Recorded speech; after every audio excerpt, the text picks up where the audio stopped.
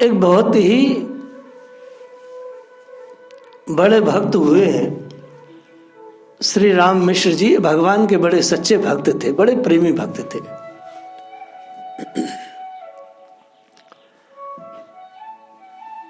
ये बड़े विद्वान और सदाचारी थे। विद्वान शब्द का एक प्राय वाची शब्द होता है दोषज्ञ। दोषज्ञ, दोष यज्ञ, यज्ञ वाला है ना। परंतु इस दोषज्ञ शब्द का तात्पर्य अपने दोषों को देखना होता है। उस व्यक्ति को ही विद्वान कहते हैं। आप लोग ध्यान से सुने, विद्वानता किसे कहते हैं? विद्वान कौन है? विद्वान शब्द का अर्थ है, एक प्रायवाची शब्द है विद्वान का, दोषज्ञ। इसका तात्पर्य है कि अपने दोषों को देखना, अपने दोषों को जानना एवं जानकर उसे दूर करना, ये दोषज्ञ व्यक्ति का कर्तव्य है। अर्थात विद्वान का सबसे पहला कर्तव्य है अपने दोषों को देख करके उन्हें दूर करना। श्री राम मिश्र को अपने में कोई दोष दिखते नहीं थे। यह सबसे बड़ी खराबी है और सबसे बुरी बात है। यह विद्वान तो बहुत थे, हमारे बीच में भी ऐसे कई लोग बैठे हुए हैं जो विद्वान बहुत हैं, लेकिन उन्हें अपने दोष नहीं दिखते हैं। ये अपनी दोषज्ञ है, यानी अपना जो दोषज्ञ, जो इनकी शक्ति है, जो इनका विद्वानता थी, ये उसका प्रयोग सदैव दूसरों को देखने में करते थे। किसी के किंचित मात्र भी दोष को देख या सुनकर उसे डांटना, फटकारना और भरी सभा में बदनामी करना इनका व्यसन बन गया था। इसका दुष्परिणाम यह हुआ कि लाख साधन करने पर भी इनके मन को शांति नहीं मिली। अपने मन की इस उलझन को मिटाने के लिए ये जहां तहां कहीं भी किसी विद्वान सिद्ध साधक का नाम सुनते वहीं जाते और जो कुछ भी साधन बताना वही बड़े मनोयोग से करते भी, परंतु अशांति मिटने के बजाय बढ़ती जाती थी, बढ़ती जाती थी। विद्वान व्यक्ति की यही समस्या है। एक दिन श्री राम मिश्र जी महात्मा पुंडरीकाक्ष जी की सेवा में गए। बोले, भगवान मैंने मन में स्थिरता नहीं है, मेरा मन बड़ा चलायमान है।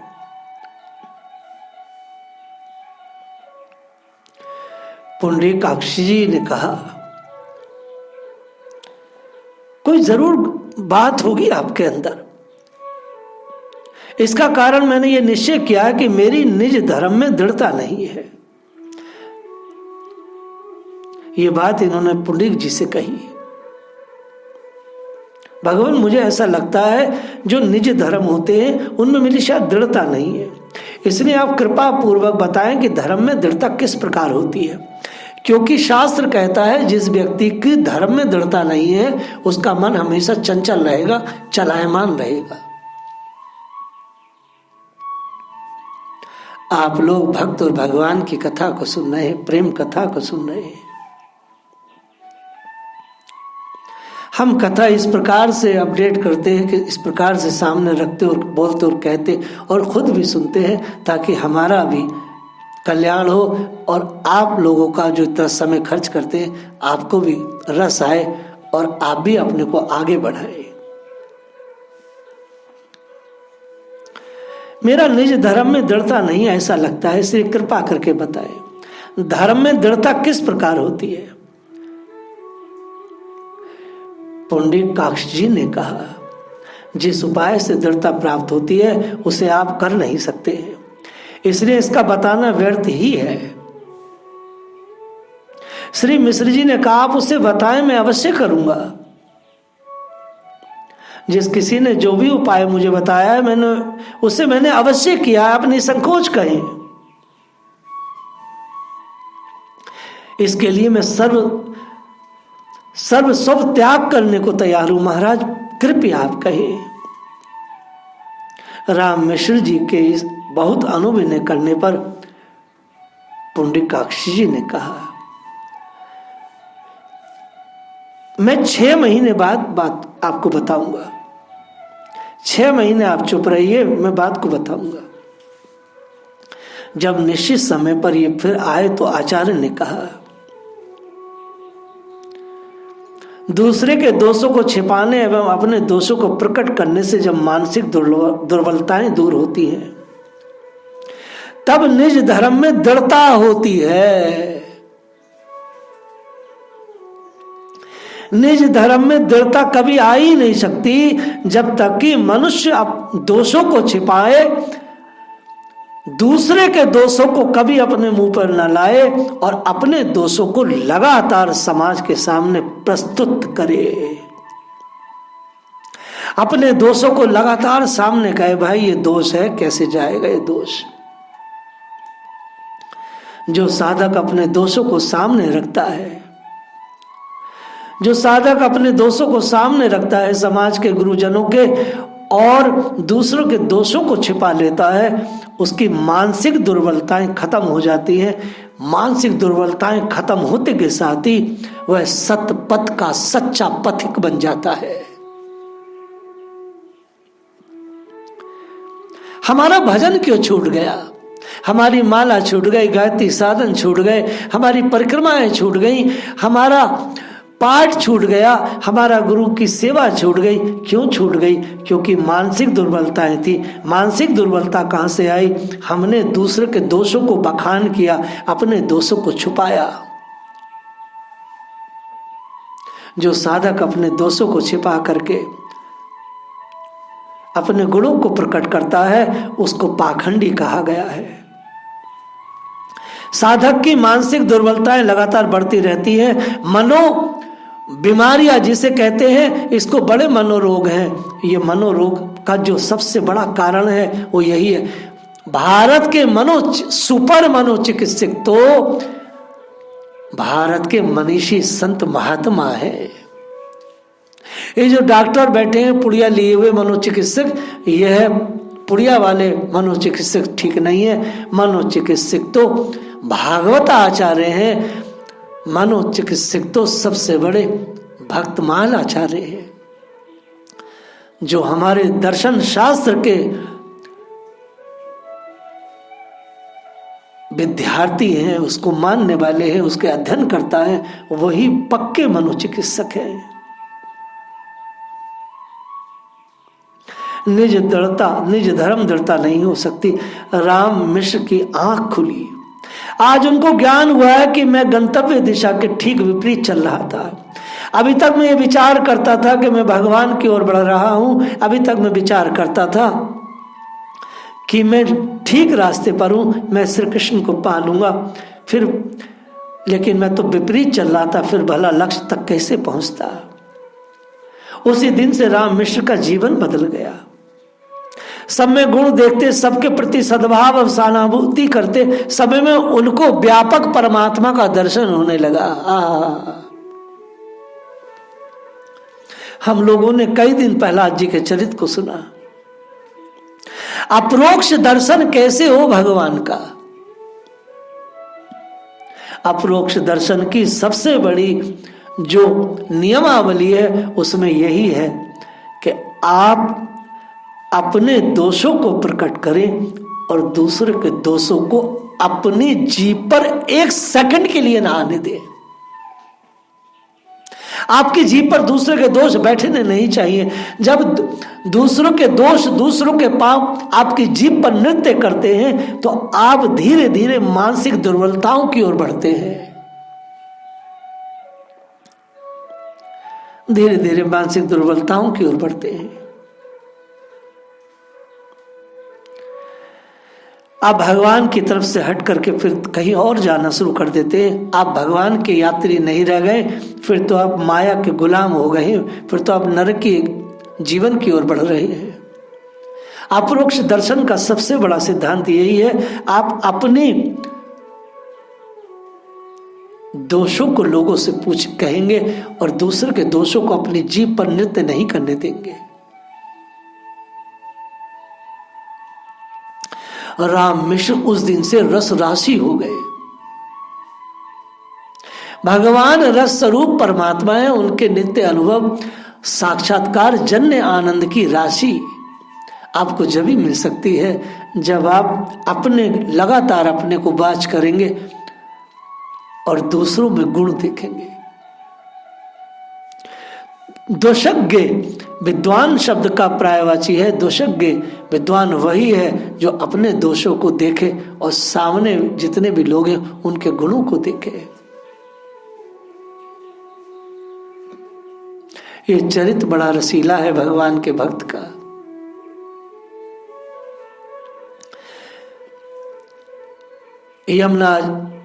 यमुनाचार्य जी का एक बहुत सुंदर चरित्र सारे संत महात्मा कहते हैं, उस चरित्र को आज हम अपने स्मरण करेंगे।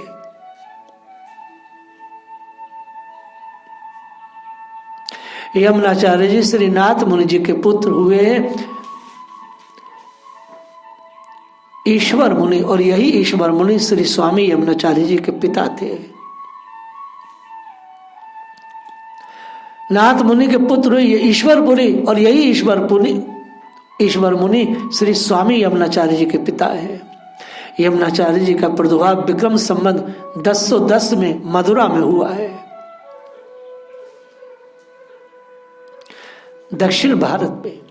ये भगवान के सिंहासन के अवतार कहे जाते हैं। पिता में श्रीनाथ मुनि जी ने संन्यास ले लिया, तब उनकी 10 वर्ष की अवस्था थी। उसी समय पिता भी परलोक सिधार गए। इनका पालन पोषण विद्या अध्ययन आदि दादी और माता को देख रेख में हुआ। यमुना मुनि की अद्भुत अलौकिक प्रतिभा थी। मधुर मिलनसार स्नेहिल स्वभाव था यमुनाचार्य जी का।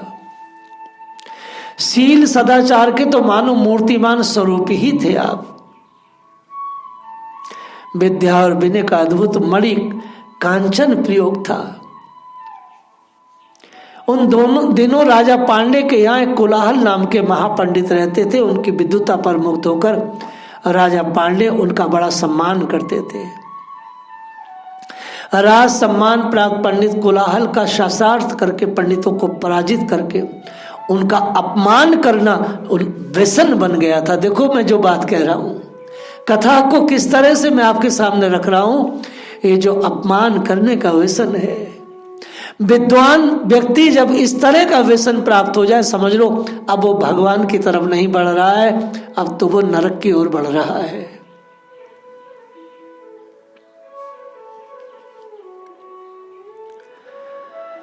चस्का लग गया है, दूसरों को अपमान करने का चस्का लग गया। इधर यमुना मुनि की प्रतिभा की ख्याति सर्वत्र फैल चुकी थी। जब पांडे नरेश को इनकी प्रसिद्धि का पता चला तो वे इन्हें शास्त्र के लिए आमंत्रित किए और स्वीकृति मिलने पर इन्हें आदर पूर्वक लाने के लिए पालकी भेजे। यमुना जी आए, जिस समय पालकी में बैठे आ रहे थे उस समय राजा रानी अपने महल से इन्हें देखा। देखो आचार्य की क्या स्थिति है। पालकी में प्रकाश छा रहा था। आचार्य पाद के आलोक तेज को देखकर रानी ने कहा, महाराज हमें तो ऐसा लगता है नए पंडित आपके राज पंडित को हरा देंगे। राजा ने रानी के कथन का प्रतिपात किया, अपने पंडित का समर्थन किया। रानी ने दृढ़ता स्वर में कहा, नहीं, मुझे तो इनके तेज को देखकर ऐसा ही निश्चय हो रहा है, ये अवश्य जीतेंगे। राजा ने अपनी बात पर जोर दिया। फिर तो दोनों में बाजी लग गई, यदि जीत गए तो, नहीं जीते तो। रानी ने कहा, यदि हमारी बात सत्य हुई तो आपको इन्हें आधा राज्य देना पड़ेगा, और यदि आपकी बात सत्य हुई तो मैं आपकी रानी रहकर दासी बनकर सेवा करूंगी। बात तय हो गई। नगर भर में शास्त्रार्थ की घोषणा हो गई। राजा का दरबार लगा है, दोनों पंडित आमने सामने आसन पर विराजमान हुए। शास्त्रार्थ के आरंभ में ही कोलाहल पंडित ने अत्यंत अभिमान में भरकर यमुना मुनि से कहा, तुम जो कुछ भी कहोगे मैं उसका खंडन कर दूंगा।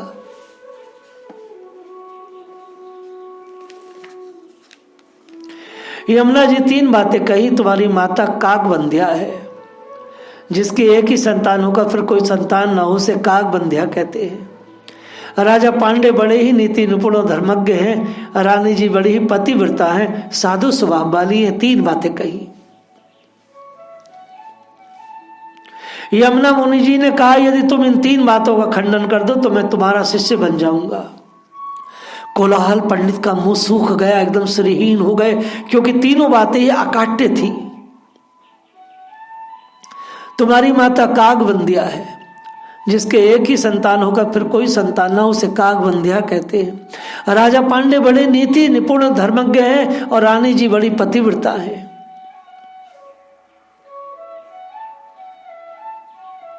क्योंकि तीनों बातें अकाट्य थी। कोलाहल अपनी माँ की एक संतान था, उनकी माँ का कोई और संतान हुई ही नहीं, अतः वे सचमुच कागबंदिया ही थी। राजा रानी वास्तव में उपयुक्त गुणों से युक्त थे। यदि ना भी हो तो कोलाहल का इतना साहस नहीं कि वह उन्हें दोषी सिद्ध करे, अतः वह हार कर मौन हो गया। विजया यमुना मुनि की हुई बात रानी की सत्य निकली। राजा ने यमुनाचार्य जी को आधा राज्य दे दिया। रानी ने आचार्य पाद को अलमनदार कहा, जिसकी तमिल भाषा में अर्थ विजयी होता है। अलम्बनदार, आलम्बरदार, आगे चलकर ये आलम्बरदार ही कहे जाने लगे और इनके द्वारा रचा हुआ स्तोत्र रतन भी अलम्बरदार स्तोत्र के नाम से प्रसिद्ध हुआ। राजा के अत्यंत प्रतिभाजन आधे राज्य के स्वामी महाविद्वान यमुना मुनि ने एक राजा की तरह राज्य कार्य करते हुए राज्य सुख भोगों में जीवन के 35 साल व्यतीत किए। जब इनके पिता में श्री नाथ मुनि का देहवासन होने लगा तो वे अपने श्रेष्ठ से श्री राम मिश्र से बोले, देखिए वही राम मिश्र जिसकी मैं अभी बात कर रहा था। राम कहीं ऐसा ना हो यमुना राज्य कार्य में अपना समस्त अमूल्य समय बिता दे। तुम इस बात का ध्यान रखना। जब नाथ मुनि का देहवासन हो गया तो श्री राम मिश्र यमुना मुनि की अपनी संपत्ति का अधिकार सौंपने ले जा रहे थे। मार्ग में श्री रंगनाथ भगवान का मंदिर पड़ता था। दोनों ही भगवान का दर्शन करने गए। दर्शन करते यमुना मुनि के हृदय में सहसा भक्ति का प्रभाव उमड़ पड़ा। एक क्षण में माइक सुख भोग वासना का विनाश हो गया। तीर्थम वैराग्य उत्पन्न हो गया। अंतकरण में अनुराग सिंधु हिलोरे लेने लगा। भाव गदगद होकर भगवान की स्तुति करने लगा। इनकी विनती को सुनकर भगवान रंगनाथ जी साक्षात प्रकट होकर उन्हें हृदय से लगा लिए। ये अपना सर्वस्व रंगनाथ भगवान के चरणों में सूखकर वहीं निवास करने लगे। सदा दैन्य भाव में पगे यमुना मुनि ने खूब भक्ति का प्रचार किया। शेष अवतार स्वामी रामानुजाचार्य ने आपको अपना परम गुरु माना।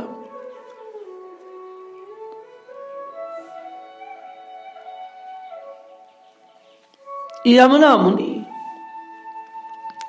महापूर्ण जी, शैलपूर्ण जी, गोष्ठीपूर्ण जी और कांचीपूर्ण जी, मालाधर जी, ये इनके प्रमुख शिष्य हुए। स्वामी यमुनाचार्य जी की कार्पण्य दैन्य पूर्वक शरणागति की आकांक्षा, बड़ी सुंदर आकांक्षा की इन्होंने। अकिंचनो अन्य गति शरणयम तत्पाद मूलम शरणम पद्ये धर्म निष्ठु अस्मि न चात्मवेदी न भक्ति महास्तु चरणावृत्ते। हे प्रभु, ना तो मैं धर्मनिष्ठ हूँ, ना मैं आत्मज्ञानी हूँ, ना आपके पवित्र चरणों में मेरी भक्ति ही है। मैं अकिंचन हूँ, आपके सिवा मेरा कोई अवलंबन नहीं है। अतः शरण लेने योग आपके चरणों में शरणागत हूँ। शरणागति की आकांक्षा देखो कितनी बड़ी है।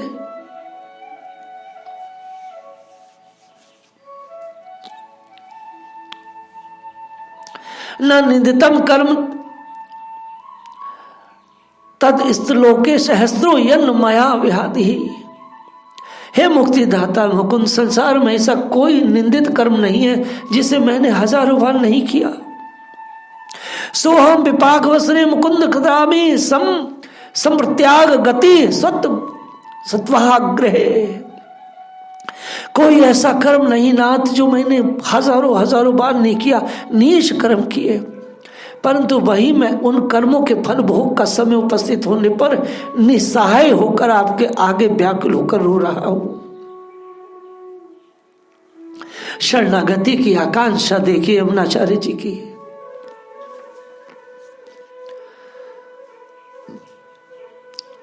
अपराध सहस्र भाजन पतितम अगितम शरणागतम हरे कृपया। हे नाथ, सहस्रों अपराधों के पात्र भयानक भव समुद्र में डूबते हुए उपाय शून्य तथा शरण में आए मुझ दीन जानकर केवल अपनी दया से मेरे अपराधों को क्षमा कर मुझे अपना बनाइए, अर्थात निज दास कीजिए।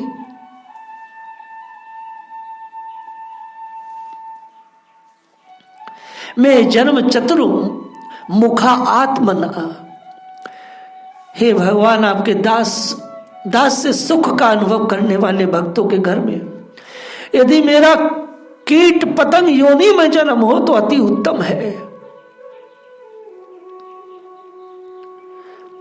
परंतु आपके दास से भाव से विमुख दूसरों के घर में ब्रह्मा बनकर भी मैं जन्म लेना नहीं चाहता।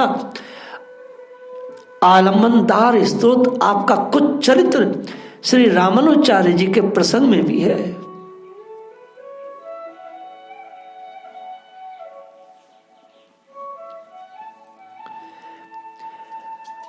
क्या आकांक्षा है यमुना जी की।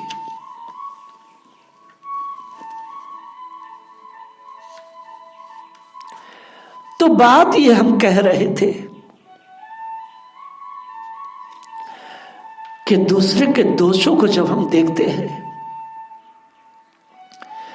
तो मानसिक दुर्बलताओं प्रकट होती हैं और मस्तिष्क की जो शक्तिशाली कोशिकाएं हैं वो नष्ट होती जाती है। निज धर्म में इंसान का मन नहीं लगता, आदमी पतित हो जाता है। ये वही राम मिश्र जी थे जो दूसरों को दोषों को देखते थे और ये फिर इतने ऊंचे हुए कि यमुना जी के भी ये मार्गदर्शक बने। इसलिए साधक को इस बात में सावधान रहना चाहिए कि अपने जीभ पर किसी के दोषों को न खेलने देवे। जय राधा।